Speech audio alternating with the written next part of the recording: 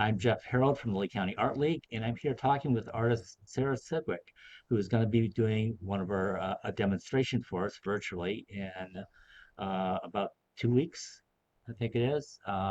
And We're here to talk to her. And Sarah, thank you for doing the interview and for doing the demo. I'm sure it's going to be great. Can you tell us a little bit about yourself, your background, what type of art you like to do, and whatever else you want to say in there? Great. Thanks, Jeff. I am excited about demoing for your group and also bringing my in-person workshop to your area in the spring. My name is Sarah Sedwick. Like you said, I'm an oil painter, mostly a still life painter, and I work in a style that I call loose realism. And the hallmarks of this style are experimental vantage points, loose brushwork, real painterly kind of evidence of the mark making left on the canvas, experimental color, and really dynamic composition. So I am an alla prima oil painter, which means I work wet on wet, generally finishing a small painting in just one studio day. And one of the things that I absolutely love about being a still life painter is just the range of subject matter that can fit into that genre. Everything from hot dogs to shoes to tools to flowers, the more traditional subjects, but really the possibilities are so wide with still life. Most of my work is influenced by color combinations. Of course, sometimes there's an object that you just really want to paint, but a lot of times what I'm doing is experimenting with the color palette of the objects that I've collected and putting those together in different ways until I come up with something that's beautiful and intriguing. I got my start in oil painting as a daily painter. The daily painting movement got started about, I don't know, 18, 20 years ago, maybe now, as a movement of artists who were blogging and making small paintings, mostly still life paintings, each day, posting them on their blogs, selling them at an affordable price on, PlaceWay. And I got into painting by joining up with that movement, which really was a game changer for me. I went to art school. I trained at Maryland Institute College of Art in Baltimore, and I was an illustration major in art school, but I never ended up working as an illustrator. And I had trouble finding my path in the art world after art school. But then when I found daily painting, it freed me up a lot to let go of the high expectations that I was putting on every single piece that were blocking me. It really helped me let go of preciousness and just drop the resistance to getting into the studio. The idea that each day was a new day and I could find another subject, and that everything that I would choose to paint as a subject didn't have to have the weight of the world on it because tomorrow was a new day and the paintings were small and not a huge investment of time, money, materials, really got the ball rolling for me in my art career. And over time, I've transitioned into working larger, taking on different kinds of subject matter, getting very into portrait and figure for many years in the last decade, and starting to do a lot more teaching. And so now I just, my career is pretty diverse. Certainly, I'm never bored. I mentor artists online. That's like a really a one-on-one working relationship, and it's very personalized. And I work with artists all over the world. I also teach in person a lot all over the country and going international. And fall of this year, which I'm really excited to break into that market in Europe. So online workshops, online mentoring, in-person workshops, and of course, making and selling paintings. Yeah. And so it's never a dull moment for me when I'm out. Yeah, this online stuff. I mean, I don't think a lot of people understand, especially artists, what a boon it has been really for everyone because it allows you to get your artwork out there. But more than that, you're far from the first person artist that I know that teaches online. I was just talking to a friend of mine now who teaches color pencil drawing, and he's got classes that he says got people all over the country, because he's doing it online. Totally. If And if there was a silver lining to COVID, it is that the accessibility of artists from all over has just skyrocketed. I do have to say, I've Yes. been teaching art online since 2016. So I had been a Good for Zoom you. user for Good for some you. 5 years, 4 years before the pandemic hit. A And that I was in a, pioneer. that made me lucky. Yes. Well, I suppose I didn't have as hard of a pivot as many Yeah. art Yeah. workshop instructors had to go online. I will tell you though, that when I started mentoring artists online, I was very skeptical that you could teach painting via the internet, but I was very wrong about that. Yeah. It's very good. And for me, from my standpoint too, I teach Photoshop online. And I used to teach it live in person at the College of Lake County here. And then pandemic hit and I went to teaching the class through Zoom and I haven't stopped. I won't change now because it was easier to do and easier for the people to get to it. And you don't have to worry about weather or I anything. would think, yeah, and I would think particularly for a computer-based medium like Photoshop, Oh yeah. absolutely for that. Oh, When, it's and definitely great. for a demo like the one that I'm going to do on the 16th for the Lake County Art League, the digital platform, the Zoom platform, may also be advantageous because every seat in the house will be the same seat. You know, you come to an Yes. in-person workshop. My in-person workshops range between 10 and 15 students in a studio together. And so everybody's got a pretty good seat, but you all will be sitting right here on my shoulder when I'm painting next week. Yes, and that's what I like. And like you say, it's great. And this is one of the things I've been pushing with our league, because we got you. You're in Oregon, right?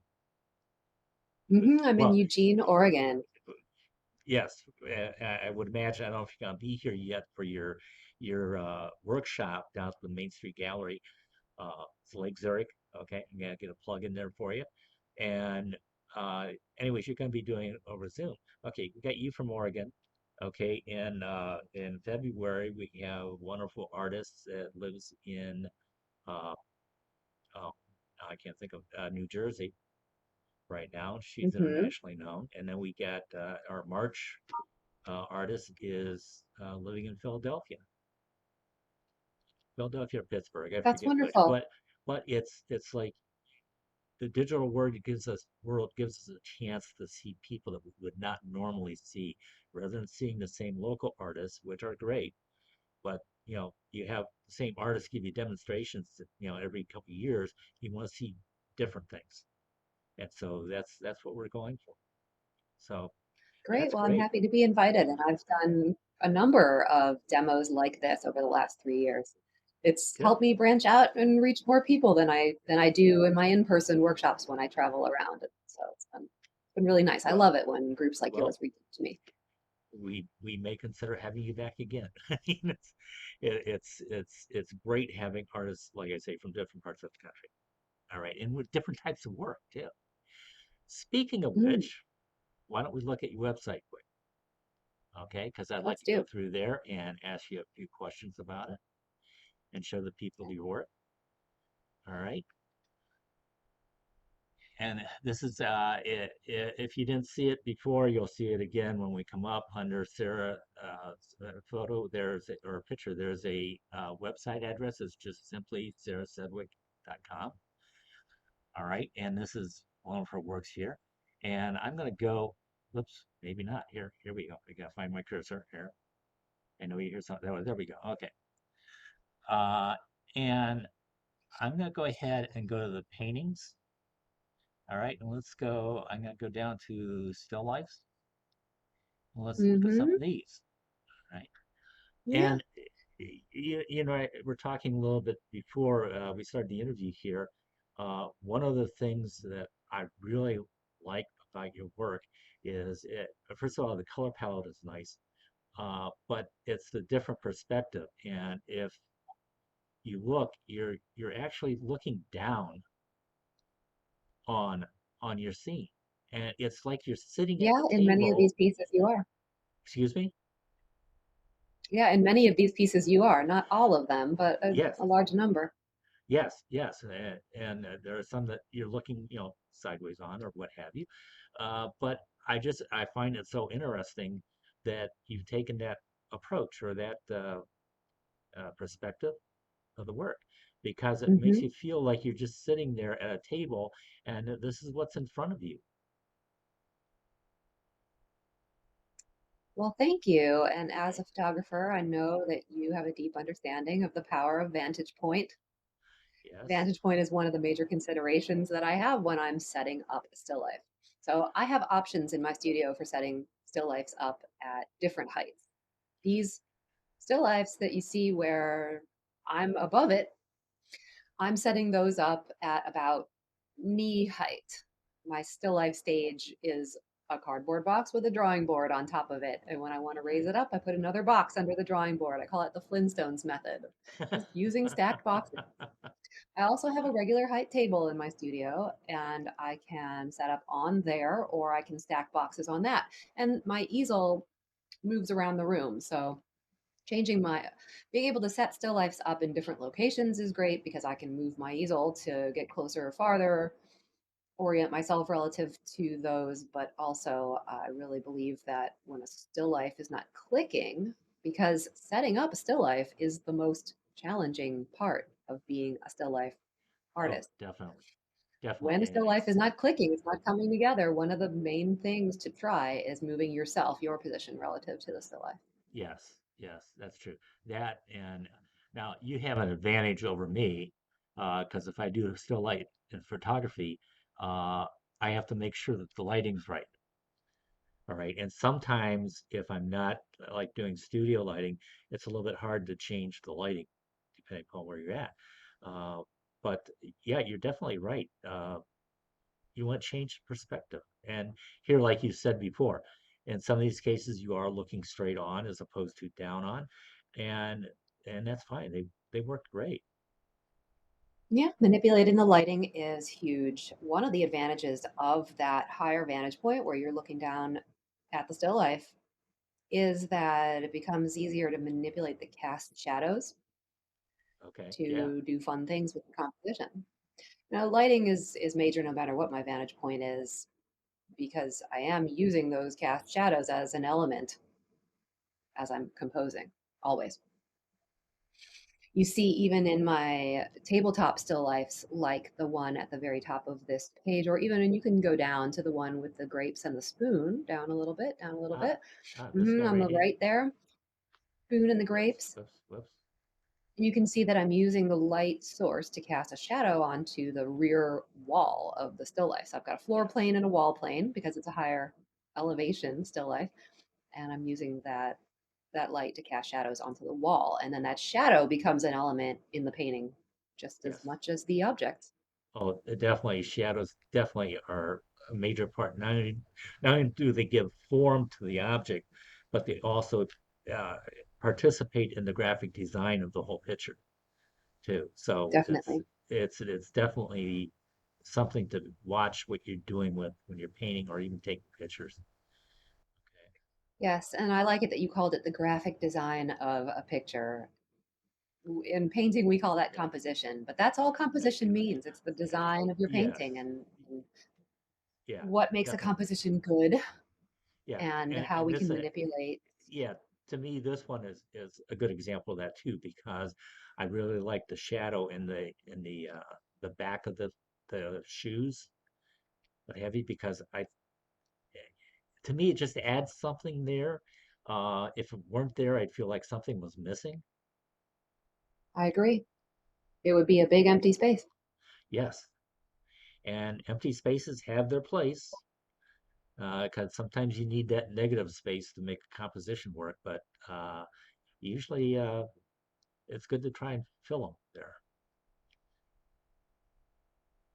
Okay, and I'm just Well, sort this of is lovely. This is kind of a little walk down memory lane for me on my website here because these pieces are arranged chronologically. So we're going back in oh, time for are me as they? you go down. Ah, okay, so Yo, we're yeah, they're seeing arranged the history of chronologically. your development. In a way, yeah. At this point, you're about in 2018, maybe early 2019 here. Okay. Now we're going back even farther into 2017. Hmm. Yeah, now, okay, one thing I'm sort of looking at, let's look up your green tea here with lemons, okay? And I still see your painting style here. All right. And this is a question I asked you before we started this interview too, because uh, in some of these cases, it almost looks like you're using a palette knife. Uh, one or two other pictures I was looking at, it looked more predominant, but even in this one, it almost looks like you could be using a palette knife on this. But you're saying this is just your normal heavy brush strokes, right? Yeah, I don't paint with a palette knife. There are times when I use the palette knife as a tool for transporting paint from the palette to the canvas, but it's extremely rare for me to leave the mark of the palette knife on the painting. Yeah. I do a Okay. lot of mixing with the palette knife. I mean, palette knife is a major tool in my arsenal. A pre-mixer of paint on the palette before the brush hits the canvas, pre-mixing Okay. color. All right. But the Now, actual mark making that you're seeing on the canvas, that's paintbrushes. okay. Now, the other one that I was we were talking about a little bit here is the tarot series. These Did, are not the only tarot card paintings that I've ever made. I've painted tarot cards on and off as a source of inspiration, a starting point for creating a still life for, oh, 5 or 6 years now, a while. And it's something that I just keep coming back to. This particular series is unified by the palette that I painted it with. yeah. So this is a series Okay. Yeah. of 9 10 by 10 inch paintings. You can see them all together. It's the topmost slide. And then one larger painting, which is 18 by 24. And that's the last slide on this page. So that slide, the first upper left there, is all 9 of the 10 by 10 paintings together. So they were not displayed this, they were displayed in this order, but they had individual frames. So they're not, Yeah. it's not a quilt like presentation. They're individual paintings. The thing that unites this series, aside from the subject matter, is, and the vantage point for that matter, is the palette. So all of these paintings were painted with a very limited palette of 3 colors and white. And the colors are ivory black, burnt umber, and yellow ochre Hmm. with titanium white only. Okay. Okay. Two things. One, that sort of fascinates me, the fact that you did this series based on the color palette, uh, let alone the tarot cards. Because I don't remember ever seeing anyone do a series where they kept color palette the same or basically the same throughout the whole series, which really unites the series. It's like a little portfolio, and it's united. It's one. You can tell it's like one piece because of the color palette. Plus, then you got the tarot cards in there. Okay, the second Mm-hmm. thing, which I'm curious about, is the tarot cards. Did you pick any of those tarot cards, first of all, for any specific reason? And number two, are they actual tarot cards? Because I've seen tarot cards. I actually started to do a tarot card series myself, photography. Uh, but are these based on actual tarot cards, or are you just sort of improvising a bit? Oh no, it's the Rider Waite deck, Ah, the classic tarot deck. okay. Yes, they were actual cards that I was using. I don't invent stuff when I paint. I'm not very good at that. So I really set up and light all these things just as they are so that I can rely on the visual information that I'm Yeah. getting from direct observation at all times. Not to say that I never invent anything. Uh, well, so you're asking me in a way what came first in each of these pieces, the tarot card or the still life? Are they random? In many ways, they are not random. And most of the time, the tarot card came first. Possibly not all the time, but a lot of the time, the tarot card, the theme of it, the idea of it, or its meaning for me influenced the objects in the still life and or the way they were arranged. I can give an example, a couple of good examples. So the one, um, Should I go to the actual ones? Is that easier? yeah, possibly we can go back. Okay. So there are a few that are easier to describe than others as far as the meaning that's involved, but they all have it. So go down more. The the one that's in the second row from the bottom all the way on the right. See right here? Yeah. Okay, so the tarot card in that piece is called the Star. And the Okay. iconography is a woman kneeling by a river and she's pouring water out of two pitchers simultaneously. One of the pitchers is pouring into the river and one is pouring onto the land. It's about getting in touch with your intuition and Huh. letting the heart and the head guide you, I suppose. And it's as simple as Interesting. that. The still life includes two pitchers. Colors and textures, I'm always interested in. This is sort of a bluish clear glass pitcher. I liked the way it looked with the blue plate and the colors of the card. I liked the two pitchers together. I like the combination of the textures, the metal and the glass, and it fits in with the card, which shows two pitchers. Oh, definitely. Definitely. And did you base any of your the cards seem to have the basic same color palette as the rest of the picture in most cases. Well, Uh, is that yeah, did one influence the other or sort of. So the Rider Waite deck doesn't have really bright saturated colors for the most part. They're pretty muted and pretty basic as far as the palette of just those cards. Now, I will say with the limited palette of pigments that I was working with, I didn't have access to a wide range of hues particularly. So, but yeah, I did coordinate it. So in a lot of these tarot cards, you'll see elements of blues and yellows, and they repeat in the still life objects too. So I suppose so. again You can really it unifies the whole picture, so as well as the absolutely. And series. working with a limited So palette like this, you aren't going to be able to match all the hues that you see in the world. I think working with a three color and white palette is a really useful tool. It's a wonderful way to teach color theory. And it's also actually a great way to teach the concept of temperature. But okay, you won't have access to matching. You won't be able to rely on matching color.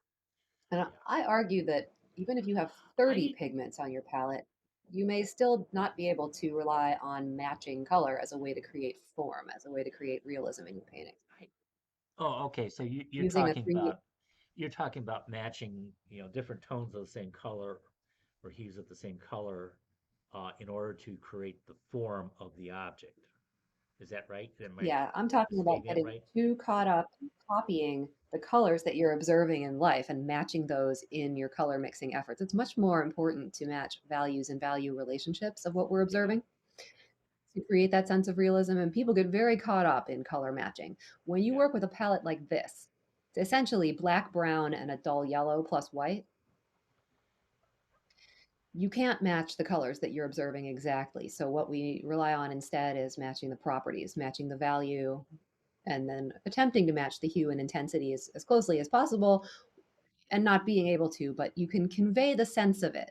Look how beautifully I'm showing you blue yeah. with only ivory black on my palette to be the Oh, blue. Yes. Ivory black is wow. the blue, the burnt umber is the red, yellow ochre is the yellow, of course, and then we have titanium white.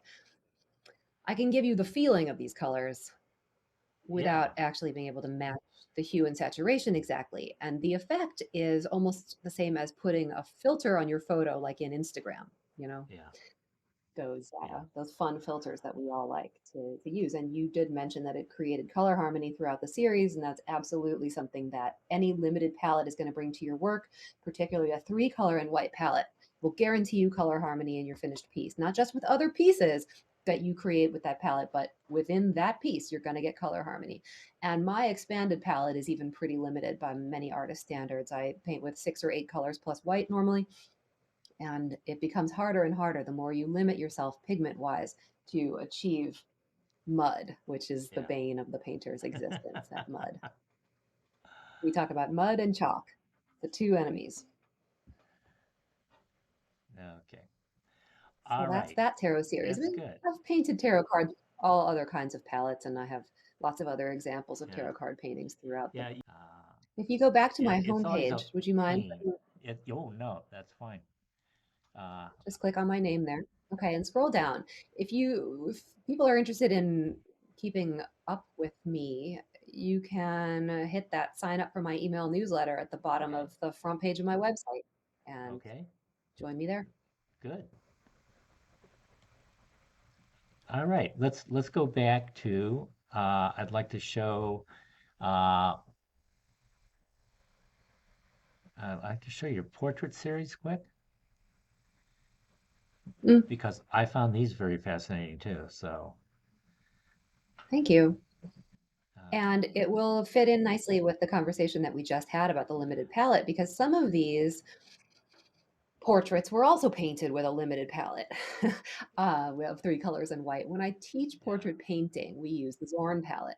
The Zorn palette's pretty well known among painters, and it's was a portrait palette that was used by the Swedish painter Anders Zorn. It's titanium white with yellow ochre, ivory black again, and cadmium red. That's how I do it anyway. Some artists substitute slightly, but similar to the palette that we were just discussing, in fact, the ivory black and yellow ochre are the same, and Zorn palette just has a high test red, that cadmium red. And so the two that we see on the left here, the woman with the dreadlocks and the man with the beautiful blue eyes, those are both painted with the Zorn palette. And when I teach Ah, portrait painting, that's what I use. okay. I call it training wheels for flesh tone. Yeah, the one I found it very interesting too is the guy in the bottom row in the middle, because that for some reason that palette seems to make me feel more like something from time period of someone like a Rembrandt or someone back in there, because I always sort of associated that sort of a coloring or painting technique with them. I know they did much more realistic work than this as far as the actual painting, more photorealistic, but it's just that the color palette, I guess, is what I'm saying. Mm, I Uh, see what you're saying. Excellent, excellent. Okay, now the other thing I threatened that I was going to make you do, okay, is define what a dynamic still life means. And what I'm going to do is I'm going to bring up your little book here. Shouldn't say little book, I haven't seen it, but you have this book out, and it's came out in November 15th, 2022, I believe. Is that the date that it came That's out? correct. All right. Yes. And would you like to, first of all, tell me what you mean by dynamic still life, and then a little bit about the book? Well, thanks for the opportunity to introduce my book to you. I'm really excited about this. When I say dynamic still life, and now this book is pretty much a distillation of the workshop that I've been teaching for probably 8 or 9 years now called Dynamic Still Life. And what I mean by that is an approach that's more contemporary. I think many artists, when they think still life, they recall the sort of dusty old Dutch masters or something that's very dark and maybe just a composition that's somewhat boring, centered. I call still life paintings like that portraits of an object. And what I'm trying to do is use vantage point lighting, color schemes, thinking about the overall value of the painting that I'm creating, and also using different painting planning tools and techniques to ensure that I've got a composition that has life and movement. That's got variety both in the colors and textures that I'm using in my object, but also in the shapes in the negative space. So there's lots of visual interest there. And composition, thinking about composition and planning the painting is a huge key to creating a dynamic image. I have various ways that I do that, but one of the things that I'm really looking for is how am I going to attract the viewer's eye? And then how am I going to keep it inside Yes, my painting? yes. So attract the viewer's eye and move Any it around work. that composition. And Yeah. I'm sure you've done a lot of black and white work in photography, and I will say that the point of a good composition, in air quotes, in painting is to suck the viewer in. And the way we're doing that is not with the objects themselves, it's not with the nouns, it's not with the viewer's identification with the subject so much as it's a subconscious interaction with the value structure. on the canvas. So imagine you walk into a gallery and from 30 feet away, you see a painting on the wall. Before you can even tell what it's a painting of, you may want to go and look at it. And the thing that's attracting you to it is the basic building blocks of that composition, the black and white and gray value structure of what's going on in that color image. And so Yeah. And manipulating that to create a painting that we feel is successful and also has a contemporary feeling is what I mean when I talk about dynamic still life. Some of the images that are under the image of the cover there and just see a sneak peek of the inside of the book. okay, It is now not a long book. If you do you see underneath, there there you you go. go. You can see There some you go. sneak peeks of the inside layouts. I go through my process step by step. I talk about setting up your studio to paint still life. I talk about where to find inspiration for the objects that you choose. And I talk about my favorite chapter is the last chapter of the book where I talk about motivation, momentum, and starting. How do we And start an art practice? How do we keep the momentum going? Because momentum is the most important thing when it comes to yes. an art practice. Oh, definitely. I'm very proud of this book. It is not, it's not War and Peace. I think you could read all the words in black and white in a long afternoon. But what I'm really proud of in this piece are the images. I have invited 17 of my artist friends who are all painting contemporary still life to contribute beautiful images to the book. So there's a lot of gorgeous art to look at, not just my work, but a lot of the Yes. work of people that inspire me. Yeah. Good. Okay. All right. Let's go back to us. All right. Now you did send me two pictures, and I wanted to just real briefly talk about those because you sent me. Here we go. You sent me this one. Okay, and what was interesting is this is where I was getting the feel of a palette knife, but I looking at it again, I can see where you're talking about. It's just the brush strokes that you're using, but I like that sort of texture that you get out of that. But the other thing that you showed me, okay, sent me, and we're gonna look at that real quick, is the sketch that you started. Now, this is just Yeah, this is a little. How big is this sketch? Is this like 10 by 10 or I'm gonna estimate. Yeah, I'm gonna estimate that the sketch is about 4 inches square. okay? And then the actual So painting itself it's is eight what? inches square. 8 inches? Okay, 8. all right. I'm assuming you do the sketch like this for everything that you do. Is that a true I statement don't. or Mm-mm. no? I mentioned planning compositions for success, and I've got several different ways that I do that. Sometimes we all just want to jump onto the canvas and paint, and that's great too. I say grab that momentum and run with it, whatever that looks like. Yeah, The problem with that for me is I have a much higher rate of successful paintings, meaning paintings that I love, when I do a little bit of planning beforehand. And I've got multiple yeah, ways that I do that planning, and this is just one of them. So, a preparatory sketch, a thumbnail sketch, a preparatory sketch of any kind should be efficient in both time and energy. So, it shouldn't take so long that it wears you out for the painting, but it has so many advantages. Just doing a yes, little bit of preparation. So, go back to the sketch. This technique, please. This technique is done on Strathmore toned tan paper. They also make a lovely toned gray paper. And I begin with a sketch in ballpoint pen. And then I put in the darkest darks with Sharpie marker. And the white is a Pitt pen, Faber Castell Pitt, Pitt pen. It's a white India ink pen. So I have the tan of the paper being my mid-tone value. And then I can add darker values both with the hatched marks made with the ballpoint pen and with the Sharpie for my darkest darks. I love this method. It's additive and subtractive.